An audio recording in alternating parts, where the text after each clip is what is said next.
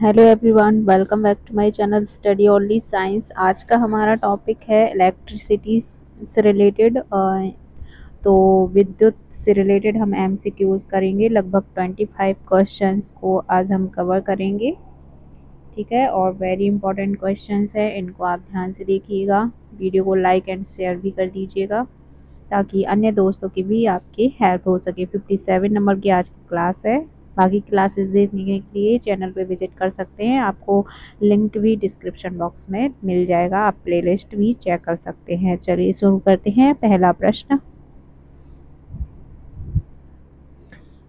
तो गाइज आज का हमारा पहला प्रश्न है, किसी चालक का प्रतिरोध निर्भर करता है।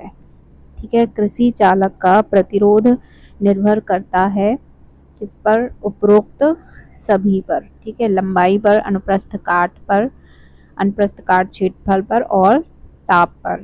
ठीक है, तो अगला प्रश्न है, KWH इसकी इकाई किसकी इकाई है? ठीक है, तो KWH यानी कि किलोवाट प्रति आवर्स। ठीक है, तो ये किसकी इकाई हो जाएगी? तो ये इकाई है विद्युत ऊर्जा की। अगला प्रश्न दिया है, निम्न में से कौन सी युक्ति विद्युत धारा के तापीय प्रभाव पर आधारित है? ठीक है, कौन सी युक्ति विद्युत धारा के तापीय प्रभाव पर आधारित है? तो इसका है ये हीटर। अगला प्रश्न है, चांदी के जेवरों पर सोने का लेप चढ़ाने में प्रयुक्त होता है विद्युत धारा का क्या प्रयुक्त किया जाता है? रासायनिक प्रभाव। ठीक है, अगला प्रश्न दिया है, एक अश्व शक्ति होता है, एक अश्व शक्ति बराबर 746 वाट। ठीक है, 746 वाट इसका राइट आंसर हो जाएगा। उसी तरह अगला प्रश्न है, किसी कारणवश घरों में प्रत्यावर्ती धारा के फेज और न्यूट्रल तारों के आपस में जुड़ जाने से होता है। तो इसका आंसर क्या हो जाएगा? लघु पथन। ठीक है, लघु पथन बोलते हैं। अगला प्रश्न है, एक विद्युत परिपथ में समान लंबाई व क्षेत्रफल के नाइक्रोम व तांबे के तार श्रेणी क्रम में जुड़े हुए, इससे होगा। तो इससे क्या होगा? नाइक्रोम का तार ज्यादा गर्म होगा। ठीक है, अगला प्रश्न दिया है, एक चालक प्रतिरोधक को परिपथ में जोड़ा गया है। चालक का ताप बढ़ने पर इसमें धारा का मान कितना होगा? क्या होगा? तो धारा का मान इसमें क्या आ जाएगा? घटेगा। ठीक है, अगला प्रश्न है, इलेक्ट्रॉन वोल्ट मात्रक है। तो इलेक्ट्रॉन वोल्ट का मात्रक हो जाएगा ऊर्जा का। ठीक है, ऊर्जा का मात्रक है। अगला प्रश्न है,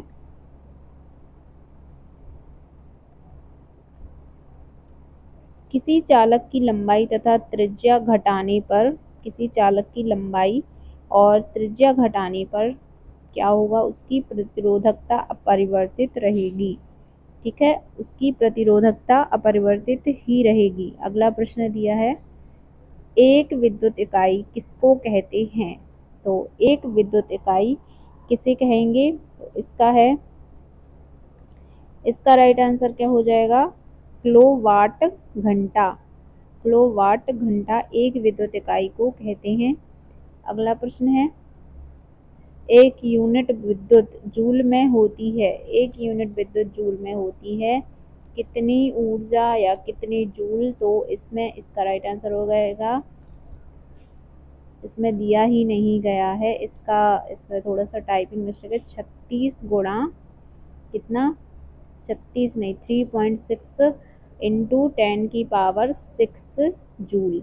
ये इसको सुधार लेना ऑप्शन को, इसका दूसरा ऑप्शन राइट हो जाएगा। ठीक है, अगला प्रश्न दिया है, निम्न में से कौन सी विद्युत ऊर्जा को यांत्रिक ऊर्जा में परिवर्तित करते हैं?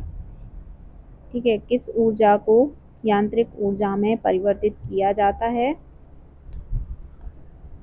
तो इसको किया जाता है विद्युत मोटर को। ठीक है, विद्युत मोटर को विद्युत ऊर्जा को यांत्रिक ऊर्जा में परिवर्तित किया जाता है। अगला प्रश्न है कि विद्युत जनित्र किस सिद्धांत पर आधारित है। जो विद्युत जनित्र है वो किस सिद्धांत पर आधारित है? विद्युत चुंबकीय प्रेरण पर। एक मिनट, हाँ, विद्युत चुंबकीय प्रेरण पर आधारित है। अगला प्रश्न है दूरस्थ स्थानों पर विद्युत ऊर्जा का संचरण किया जाता है किसके माध्यम से? उच्च विभव अल्प धारा पर। ठीक है, दूरस्थ स्थानों पर विद्युत ऊर्जा का संचरण कैसे होता है? उच्च विभव और अल्प धारा के माध्यम से। अगला प्रश्न है विद्युत ऊर्जा की इकाई है, तो विद्युत ऊर्जा की इकाई क्या है? किलोवाट घंटा। किलोवाट घंटा। अगला प्रश्न है 17। तो प्रश्न है कि विद्युत प्रत्यावर्ती धारा जनित्र की आर्मेचर 17वां प्रश्न है विद्युत धारा जनित्र की कार्य प्रणाली आधारित है, तो विद्युत धारा की कार्य प्रणाली किस पर आधारित है? विद्युत चुंबकीय प्रेरण पर। इसका सही आंसर हो जाएगा। 18वां प्रश्न जो है प्रत्यावर्ती धारा जनित्र के आर्मेचर में प्रेरित विद्युत वाहक बल निर्भर करता है, तो ये किस पर निर्भर करता है? केवल, इसमें केवल नहीं जोड़ेंगे, ठीक है, इसको काट देना। इसमें क्या लिखेंगे? आर्मेचर के क्षेत्रफल, वेग, घरों की संख्या एवं क्षेत्रफल पर। अगला प्रश्न है दिष्ट धारा जनित्र में रूपांतरण है। दिष्ट धारा जनित्र में रूपांतरण किसका क्या है? विद्युत ऊर्जा को यांत्रिक ऊर्जा में ये रूपांतरण होता है। अगला प्रश्न है विद्युत मोटर रूपांतरित करती है, तो विद्युत मोटर जो है वो रूपांतरित किसे करती है? विद्युत ऊर्जा को यांत्रिक ऊर्जा में रूपांतरित करती है। अगला प्रश्न है घरों में विद्युत संयोजन किस क्रम में किया जाता है? तो घरों में विद्युत संयोजन समांतर क्रम में किया जाता है। अगला प्रश्न है विद्युत शक्ति का मात्रक है, तो विद्युत शक्ति का मात्रक क्या हो जाएगा? वाट। वाट विद्युत शक्ति का मात्रक है। और विद्युत ऊर्जा का मात्रक, जो अगला प्रश्न है, विद्युत ऊर्जा का मात्रक होता है जूल। ये इसका राइट आंसर हो जाएगा।